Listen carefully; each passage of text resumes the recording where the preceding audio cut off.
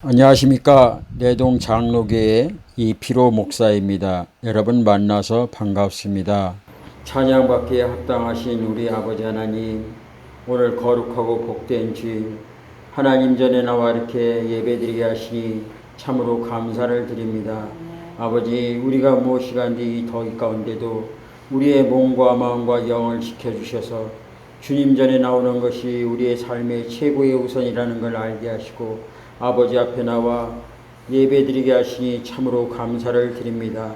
아버지, 이 무더운 가운데 있지만은 목마른 사슴이 시냇물 찾아 갈급하듯이 우리의 영혼의 주님을 찾아 갈급하게 주님 앞에 나왔사오니 그 발걸음이 헛된 발걸음 되지 않게 하시고 아버지 하나님께서 그 발걸음을 기억하여 주셔서 그들이 어느 곳에 있든지 하나님께서 기억하여 주시고 늘 날마다 찬양하는 입술이 복된 입술 되시도록 성령님 도와주시옵소서. 주님 찾아 나오는 발걸음이 복된 발걸음 되게 하여 주시옵소서. 아버지 앞에 나왔더니 하나님께서 나의 모든 형편과 처지를 하시고 나의 모든 아픈 부분과 또 나의 힘든 부분, 심령에 상한 부분들을 주님께서 다 치료해 주셨다고 고백하며 간증하시는 저희들 되시도록 도와주시옵소서. 오늘 또 참여하지 못한 심령들이 있습니다. 어느 곳에 있든지 주님께서 항상 기억하여 주시고 아버지 다음 주일에 기억하시는 그들이 되시도록 도와주시옵소서. 오늘 또 모든 것이 합력해서 선을 이루고자 저희들 이곳에 모였사오니 아버지 도와주시옵소서. 특별히 이 나라 이 민족을 기억하여 주시고 대통령각과 산부교인 의정자들을 기억하여 주셔서 아버지 참으로 의기를 기회로 극복해서 이 민족을 잘 이끌어 가시도록 도와주시옵소서. 아버지 36년의 억압 가운데서도 아버지 하나님 그들의 포로가 되었지만은 지금도 아직까지 경제의 포로가 되어서 그들이 좌지우지하는 가운데 우리의 몸이 흔들리고 있습니다. 아버지 하나님, 우리 민족이 주님께서 기억하여 주시고 이 민족을 통해서 세계 열방에 하나님을 믿는 민족이기에 아버지 앞에 우뚝쓰고 모든 사람들이 우리들을 바라보면서 하나님이 함께 하신 민족이라는 것을 고백하며 간증하시도록 아버지 하나님께서 이 민족을 사용하여 주시옵소서. 감사하며 예수님의 이름으로 기도합니다. 아멘.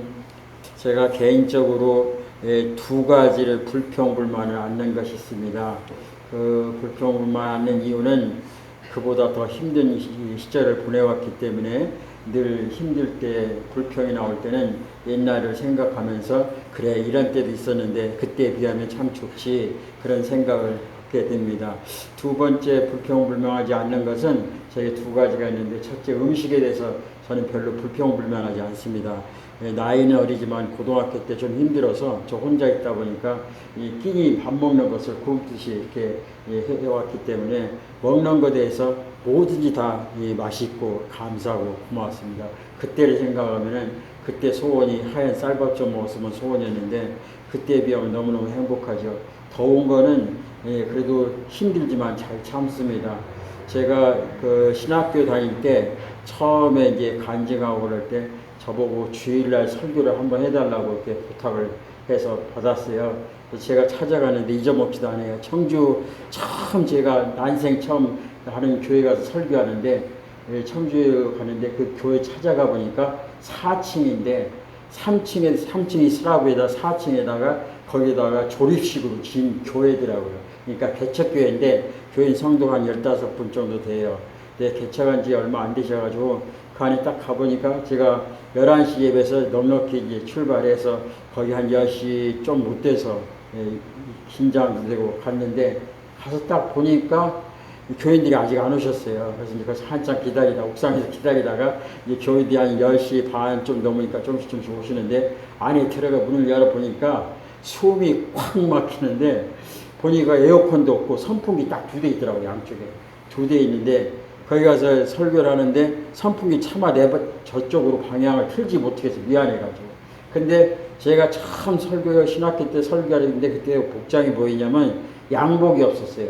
양복이 겨울 양복 딱 하나 있는데 그 겨울 양복 새카만 거 입고 8월 달에 4층 옥상에 그 조립식으로 신 교회가 설교하는데 거짓말 못해 막 땀이 쭉 떨어지고 온몸이 다 젖는 거예요.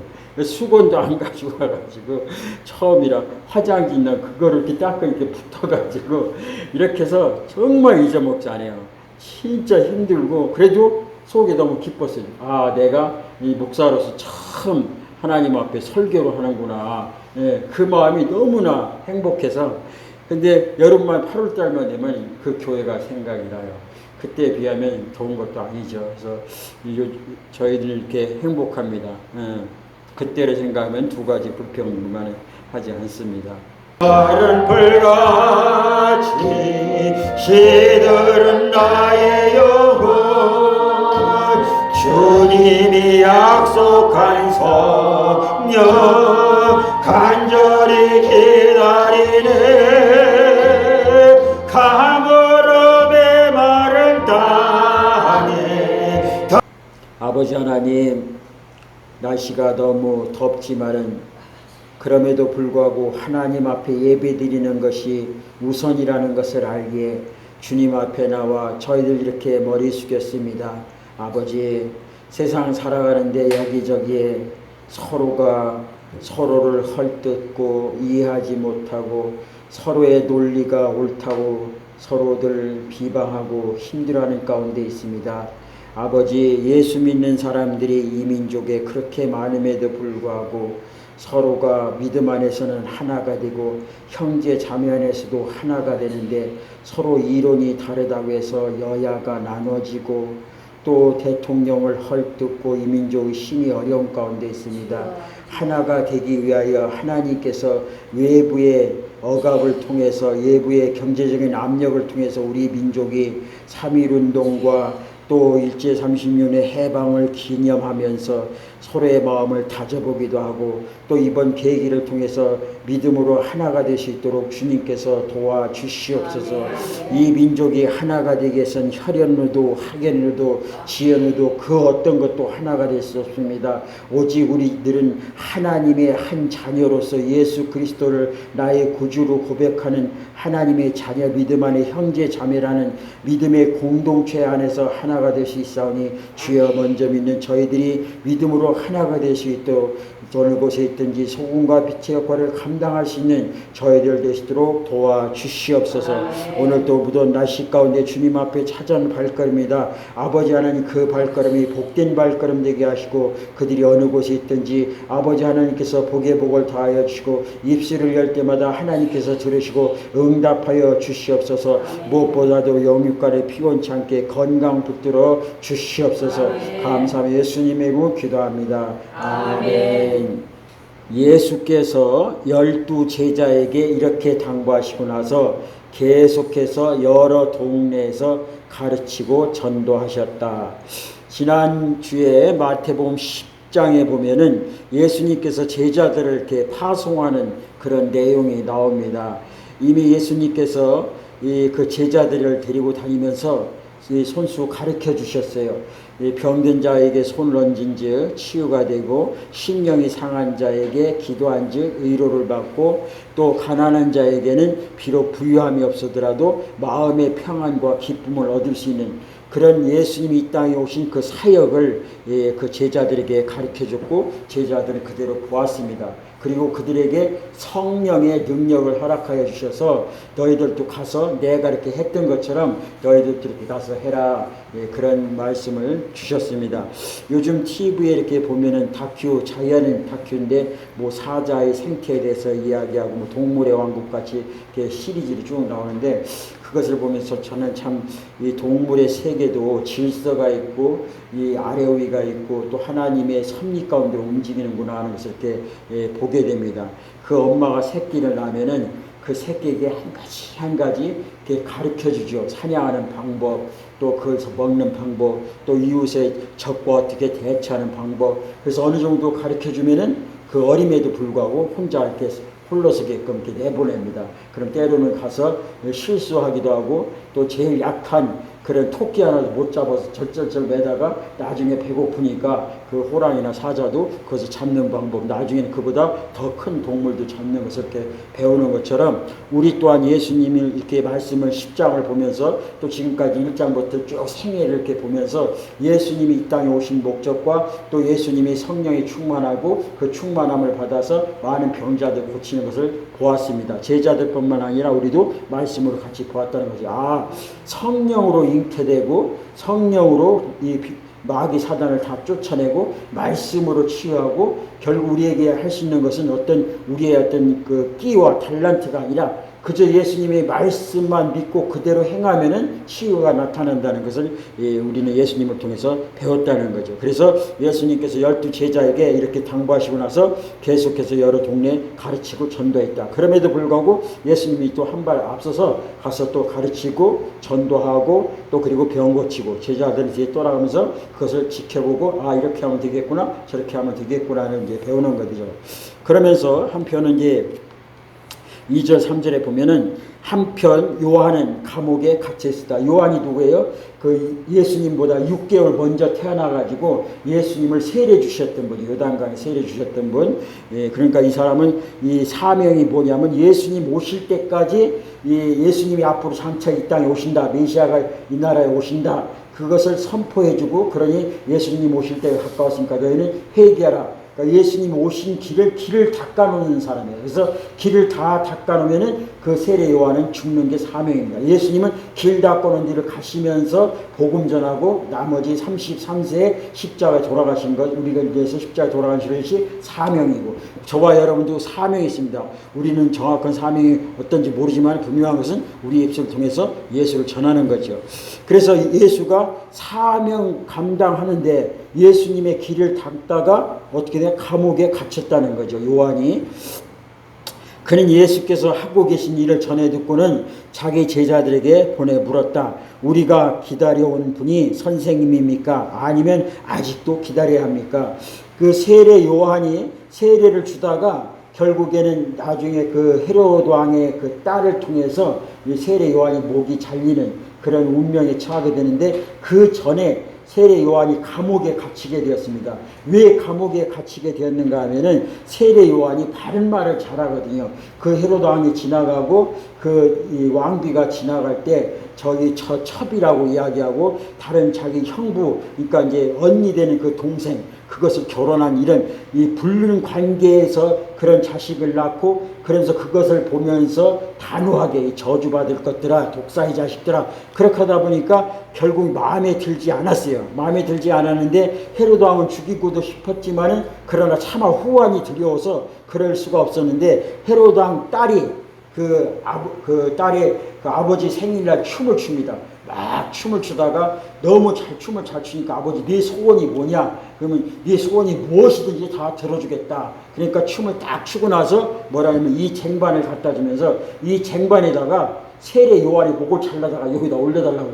그러니까 그 아버지가 자기를 욕했지만 죽이고 싶은데도 차마 후환이 두려워서 뭐 하나님이 뭐 예수님이 온다고 하고 뭐 이런 얘기를 했으니까 후환이 두려워서 그걸 못했는데 그 많은 사람들 앞에서 내가 네 소원을 무엇이든지 다 달을 따도 하늘에 달을 따다 주겠다 그렇게 했는데 소원을 안 들어줄 수가 없잖아요. 근데 그 딸이 결국에는 그 헤로드 왕이 딸을 통해서 목이 잘리는 그런 아픔을 경험하죠. 그래서 이제 감옥에 갇히게 됐는데 세례 요한은 이 일을 하고 있다 감옥에 갇혔는데 결국 밖에서 예수님이 하신다는 이야기를 그 감옥에서 소식을 들었는데 내가 예수님이 오신다고, 그러니까 결국에는 이 세례 요한이 이 감옥에까지 갇히다 보니까 마음에 흔들림이 오는 겁니다. 왜 흔들림이 오는가 하면 내가 이 가는 길이 정말 바른 길인가 잘못된 길인가. 저와 여러분도 때로는 이제 우리는 산전수전 다 겪었어요. 신앙생활 하다 보니까 어려움도 오고 또 어디 다치기도 하고 넘어지기도 하고 이빨도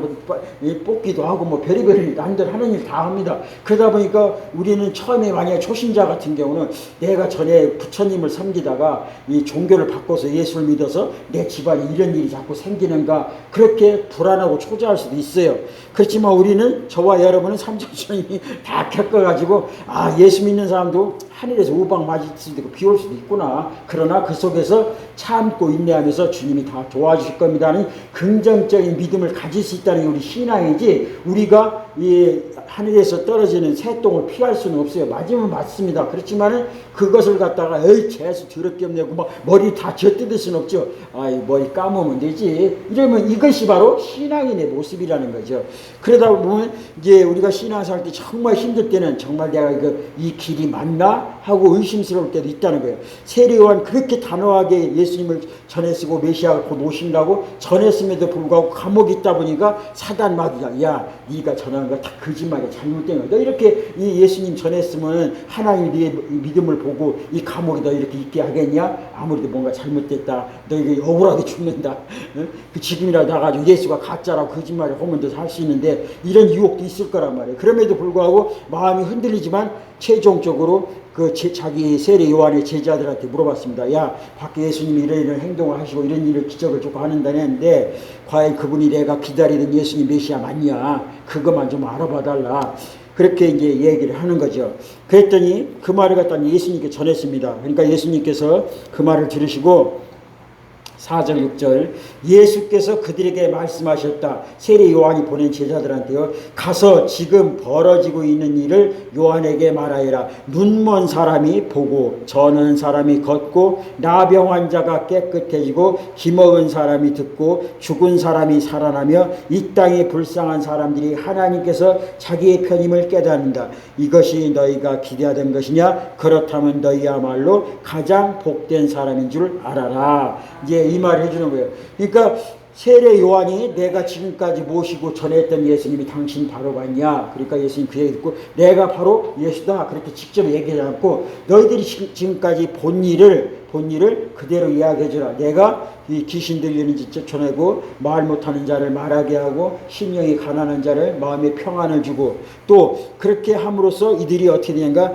결국 나병 환자가 낫게 되고 불쌍한 자들은 헤롯이 저주를 받고 박해를 받지만은 그러나 하나님은 이 불쌍한 자가 하나님 편이라는 것을 예수님 만나고 나서 내 마음속에 평안과 기쁨을 갖게 되는 거죠. 그러다 보니까 전에는 절망 가운데 있던 사람이 희망으로, 질병 가운데 있던 사람이 병 고침으로, 또 심령이 가난했던 사람이 천국의 소유함으로 이런 마음들이 바뀌면서 지금까지 하나님이 안 계신 줄 알고 하나님은 우리 편이 아니고 저 로마 군사들의 편인 줄 알았는데 하나님이 정말 우리 편이라는 것을 알게 됐다는 거죠.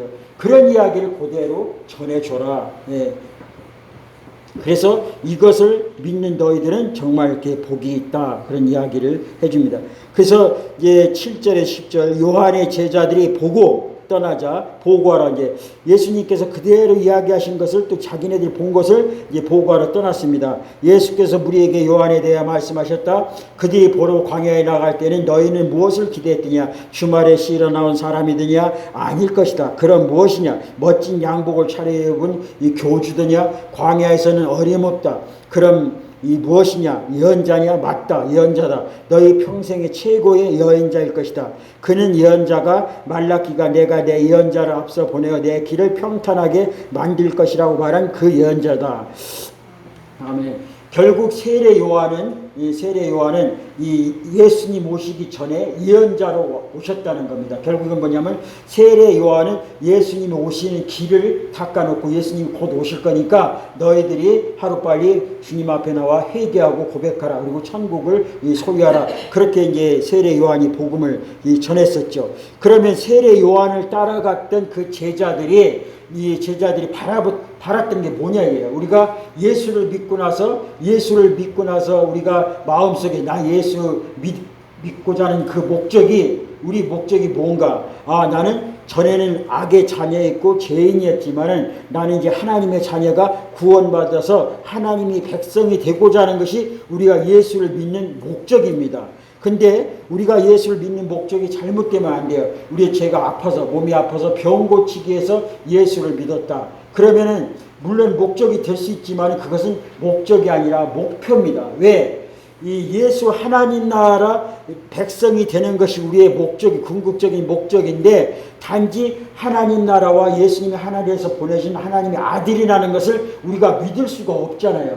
믿을 수가 없으니까 그것을 하나님 나라에서 하나님이 보내준 아들이라는 것을 우리가 믿음으로 보여주기 위하여 때로는 병든 자를 고쳐주고 귀신 든 자를 쫓아내고 또 가난한 자에게 복을 허락하지, 이런 도구적인 일을 하는 거지 원래 목적은 그것이 아니라. 이야기는 무슨 얘기냐면 우리가 이 땅에 태어난 목적은 이 고기 반찬에다가 맛있는 거 잘 먹으려고 하는 게 목적이 아니라는 거예요. 그것은 짐승이라는 거죠. 우리가 사는 목적은 단지 내가 이 나라의 평화를 위해서, 아니 우리 가정의 가문을 높이기 위해서, 내가 있는 그 주변을 좀 아름답게 바꾸기 위해서, 이런 것을 세계 평화를 위해서 저와 여러분이 태어났다는 거죠.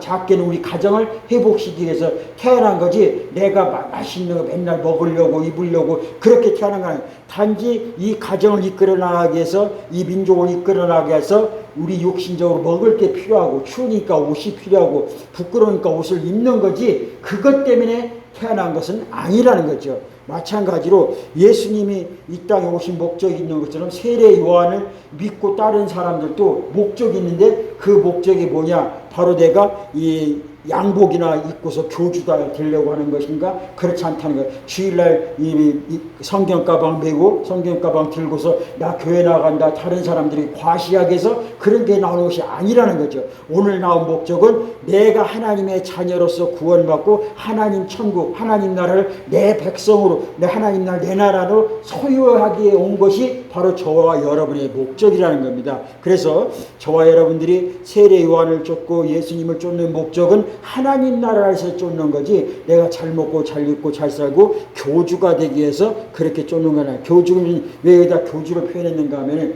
교주들이 그 교인들의 헌금을 가지고 잘 먹고 잘 입고 잘 살고 쾌락을 누리잖아요. 엊그저께 그 이재롱 목사라고 해가지고 그 만민중앙교인데, 그 목사가 17년 형을 받았어요.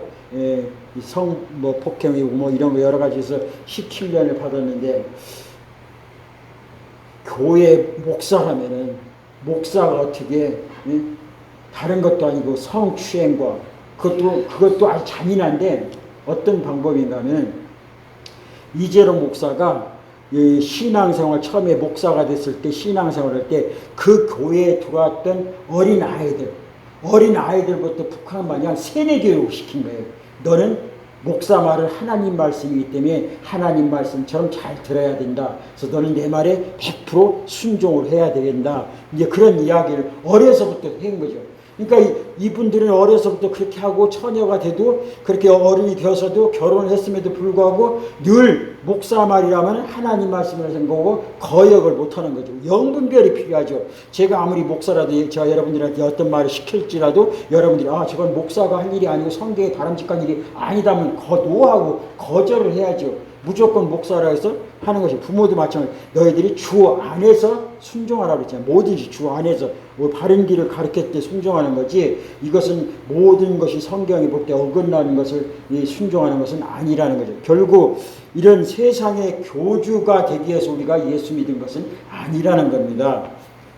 그러기에 11절 14절 지금 무슨 일이 벌어지고 있는지 내가 말해주겠다. 역사상 그 어느 누구도 세례자 요한보다 나은 사람이 없다. 그러나 그가 너에게 준비시킨 천국에서는 가장 낮은 사람이라도 요한보다 앞선다. 오랫동안 사람은 스스로 하나님 나라에 들어가려고 애써왔다. 그러나 예언자들의 책과 하나님의 율법을 자세히 읽어보면 알겠지만 그 모든 것이 요한에서 이 절정에 이르고 요한과 협력하여 천국의 메시아를 위한 길을 예비하고 있다. 이렇게 보면 요한은 너희 모두가 어서 와서 메시아를 소개해 주기를 고대했던 그 엘리야가 맞다. 지금 이제 그 세례 요한의 제자들도 마음이 흔들릴 수가 있어요. 우리가 믿었던 스승님인데, 그 스승님이 이 가는 길에 우리도 같이 갔고, 또 하늘나라 복음을 선포했고, 또 가난한 자에게, 병든 자에게 이런 역사를 예수님이 해왔던 일처럼 그런 세례 요한을 해왔는데, 그런 우리의 스승이 갇히게 된 거죠, 감옥에. 그러면 우리도 갇힐 수 있는 거 아닌가? 이렇게 하는 겁니다. 그러면 결국 우리가 믿었던 스승이 감옥에 갇힘으로 인해서 우리도 갇힐 수 있고, 우리 가는 길이 잘못된 길이란 말인가? 이렇게 마음에 혼돈이 올 때 예수님께서 정리를 시켜주는 거예요. 네가 믿었던, 따라다녔던 너희 스승님 세례 요한은 이 땅에서 사람으로 태어나서 남자 중에서 가장 훌륭한 사람이란, 세례 요한을 따라갈 자거든. 이 전 세계적으로 인구가 그 당시에 인구가 얼마 될지 모르겠지만은 하여간 지금 인구에 비하면은 70억 명 중에서 최고 훌륭한 남자를 뽑으라면 누굴 뽑는가? 세례 요한이라는 거죠. 그러면 너희들은 최고의 남자를 스승으로 모시고 하는 사람이면 얼마나 대단한 거예요? 지금 세상을 바라볼 때 감옥에 갇힌 스승을 바라보지 말고 세상 사람들이 볼 때는 감옥에 갇힌 사람이지만은 하나님이 볼 때는 세계 70억 인구 중에 가장 뛰어난 사람이 너희들은 제자라는 거예요. 그러면 얼마예요? 우리는 정말 대단한 제자라는 자부심을 심어주는 겁니다. 그런데 이 땅에서 태어난 자 중에서 가장 최고 훌륭한 최고의 사람은 바로 세례 요한인데, 그러나 이 중에서 예수를 믿고 아버지 나라 저 천국에 갔을 때 거기에는 세례 요한보다 더 나은 사람이 있다는, 그 이야기는 무슨 얘기냐면 지금 이 땅에서 세례 요한을 쫓아가는 것은 최고이지만 죽어서 하늘나라 가는 것은 더 최고라는 거예요. 그러니까 너희들은 세례 요한을 믿고 예수를 구주로 나에 고백하고 아버지 나라 가면은 세례 요한보다 더 믿음의 사람, 훌륭한 사람이 될 수 있다. 그러므로 세례 요한은 최고의 예언자다. 너희들은 스승은 참 잘 만났다. 이런 이야기를 하고 있습니다. 그러면서 15절, 내 말을 듣고 있느냐? 정말을 듣고 있느냐? 이야기 뭐냐면 귀 있는 자는 꼭 들을지어다, 이런 얘기입니다. 16절 19절, 이 세대 사람들은 어떻게 설명할 수 있을까?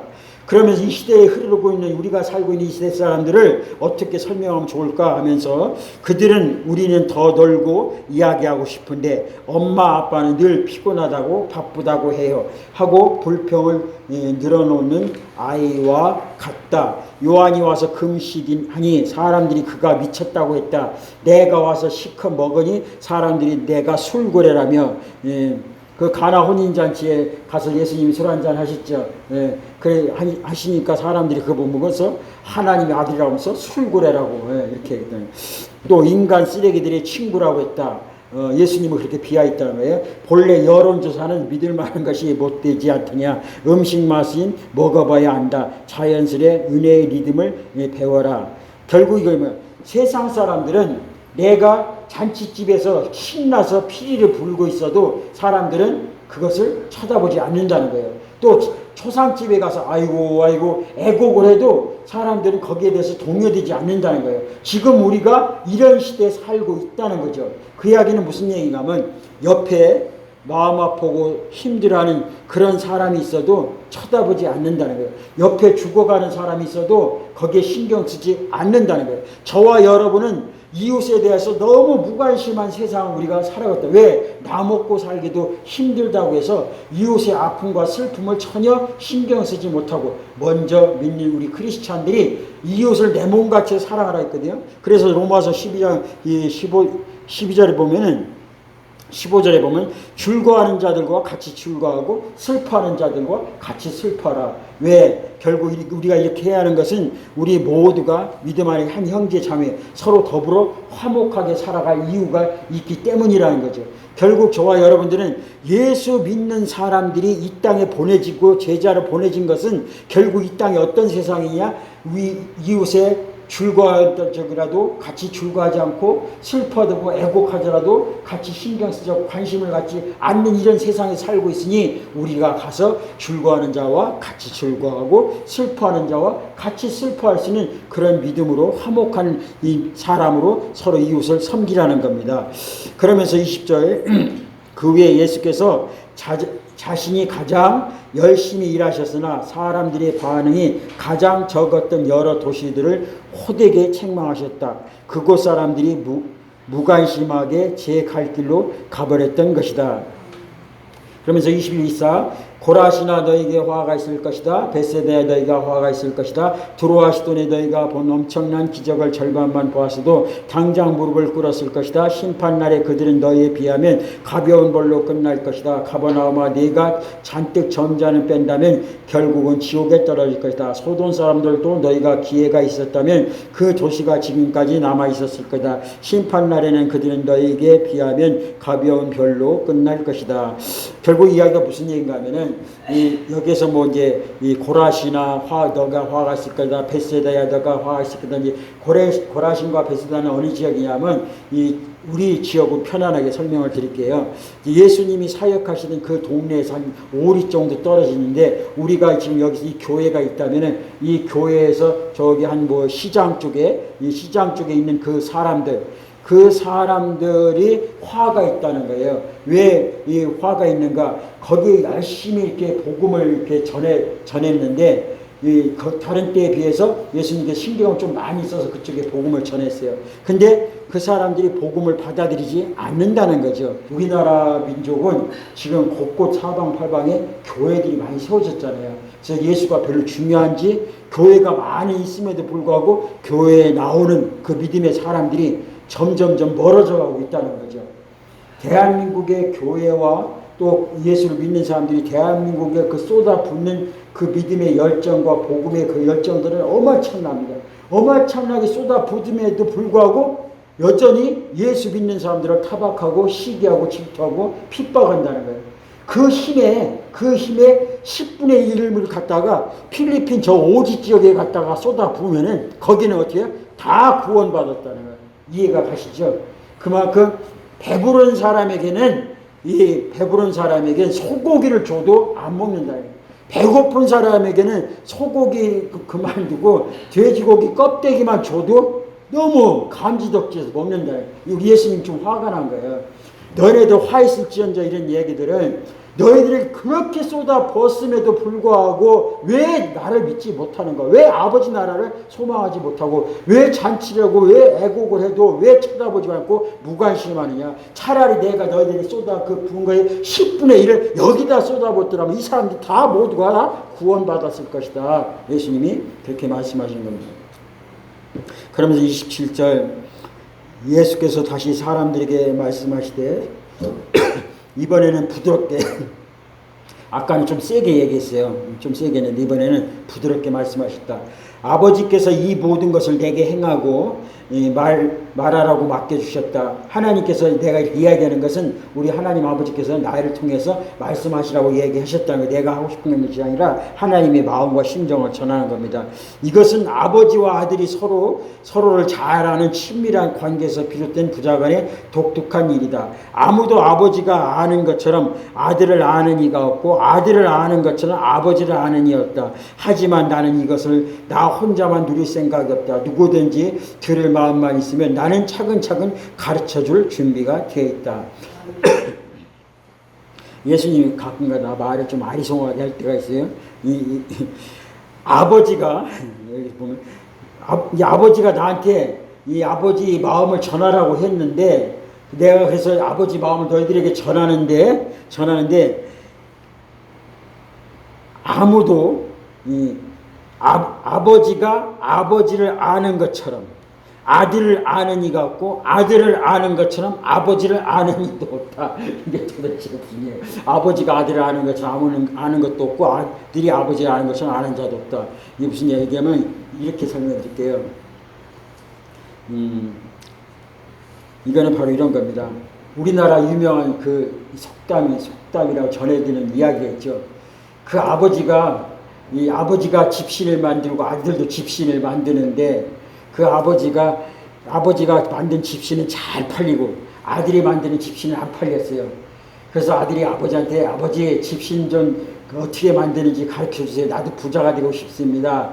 열심히 해봐라 하면서 끝까지 안 가르쳐 주다가 결국 아버지가 돌아가실 때 아버지가 붙잡으면서, 아버지 왜 마지막까지도 왜 안 가르쳐 주냐고, 왜 아버지 집신은 잘 팔리는데 제 집신은 안 팔립니까? 좀 얘기해 주세요. 돌아가실 전에 얘기해 주세요. 막 흔들으니까 아버지가 털털하더니 죽더라는 거죠. 응?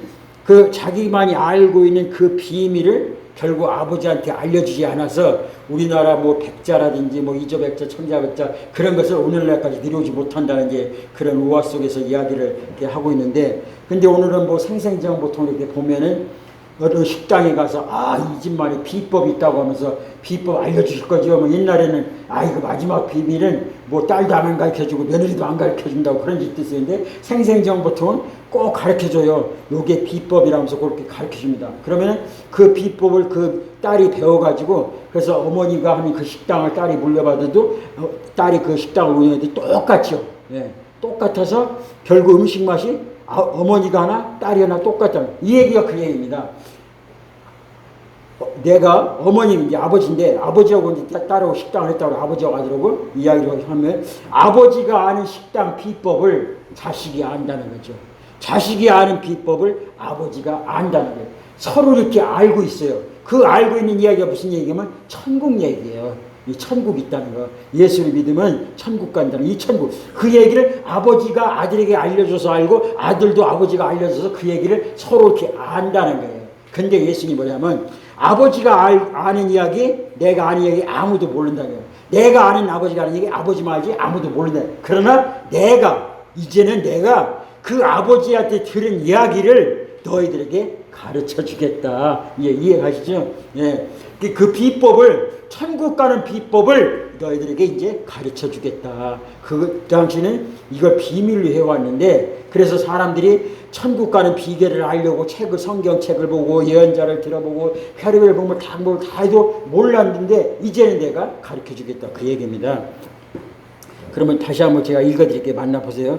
예수께서 다시 사람들에게 말씀하시다. 이번에는 부드럽게 말씀하셨다. 아버지께서 이 모든 천국 가는 비밀을 나에게 맡겨주셨다. 이것은 아버지 아들로서 서로 잘 아는 친밀한 관계에서 비롯된 부자간의 독특한 일, 서로 부자간이 아는 이야기라는 거죠. 그래서 아무도 아버지가 아는 것처럼 아버지가 아는 이야기를 어느 아들이 아는 것처럼 다른 사람은 전혀 모른다는 거예요. 또 이 아들이 아는 것처럼 아버지만 아는 없다. 아버지만 알지 다른 사람 아무도 모른다는 거예요. 그러나 하지만 나는 이것을 나 혼자만 누릴 생각이 없다. 누구든지 들을 마음만 있으면 나는 차근차근 가르쳐줄 준비가 됐다.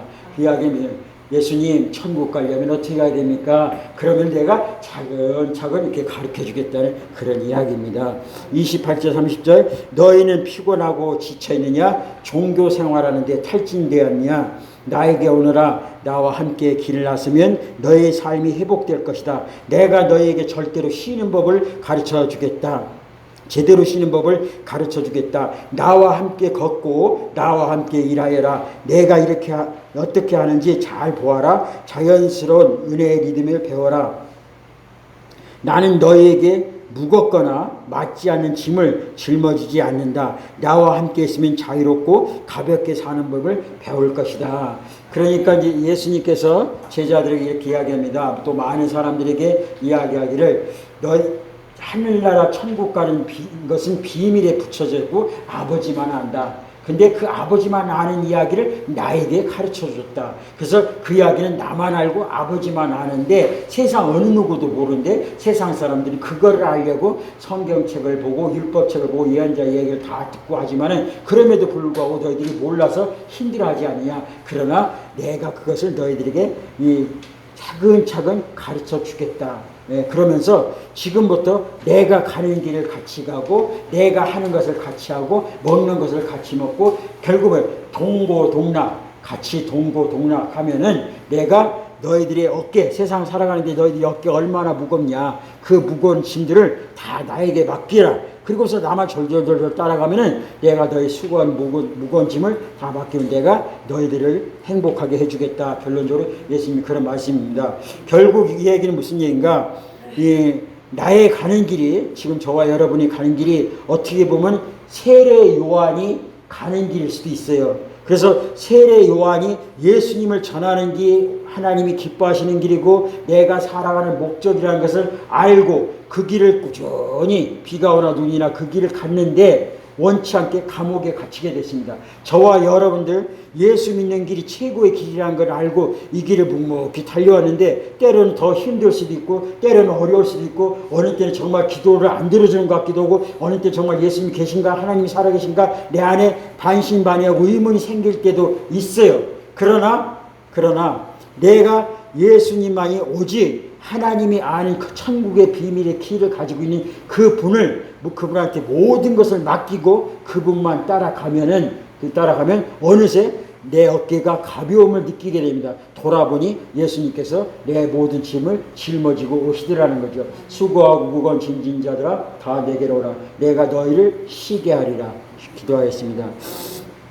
참으로 좋으신 우리 아버지 하나님, 무더운 날씨 가운데도 하나님 말씀이 그리워서 주님 앞에 찾아왔습니다. 사람이 사람답게 살려면은 사람의 사용 설명서 매뉴얼이 있어야 하는 것처럼 결국 하나님 말씀을 우리가 알아야만이 이 땅에서 하나님 가장 기뻐하시는 삶을 살아갈 수 있기에 오늘 또 말씀을 통하여서 하나님의 음성 듣게 하시고 하나님의 심정을 예수님께 전하셨던 것처럼 이제 우리가 천국 가는 비밀을 알고 예수 그리스도 나의 구주로 고백했기에 이제는 우리가 살아도 주에 살고 죽어도 주의 죽나니 언제 죽어도 우리는 천국에 간다는 것을 확신합니다. 그러나 이 땅에 살아가는데 때로 힘들고 어렵고 우리의 어깨에 짐이 너무 무거울 때가 있습니다. 그러나 예수님께서 찾아오셔서 수고하고 무거운 짐진 자들아 너의 무거운 짐을 나에게 맡기라고 했으니 우리가 이 모든 짐을 예수님께 맡겼습니다. 예수님 멍에는 가벼우니 내 멍에는 무겁지만 예수님과 함께 걸으니 내 멍에는 가벼워졌습니다. 주님 이제 예수님만 따라가면서 참된 자유를 누릴 수 있는 저희들 되시도록 도와주시옵소서. 감사하며 예수님의 이름으로 기도합니다. 아멘. 예수가 우리를 부르는 소리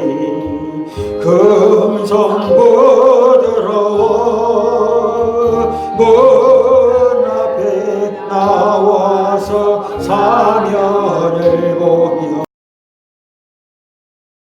여러분 여기 좋아요 구독 잊지 마세요. 꼭 부탁해요.